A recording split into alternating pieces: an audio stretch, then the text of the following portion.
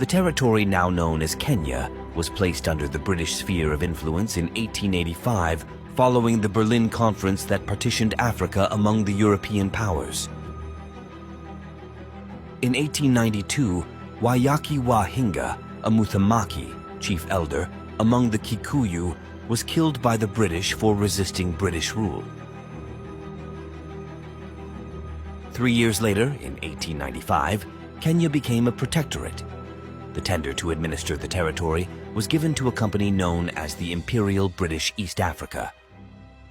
African resistance to colonial occupation continued.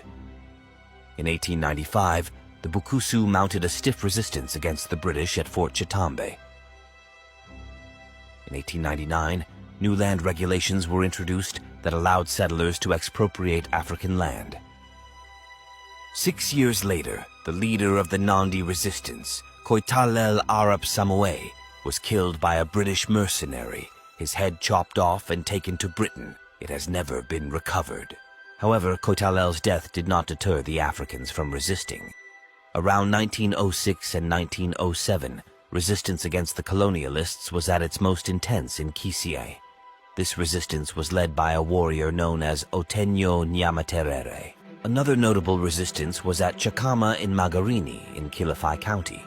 Here, a lady called Minyazi Wamenza, also known as Mekatilili Wamenza or Mekatilili, led the Giriama resistance against British rule.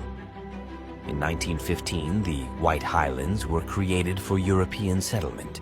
At time, the idea emerged of turning Kenya into a white man country.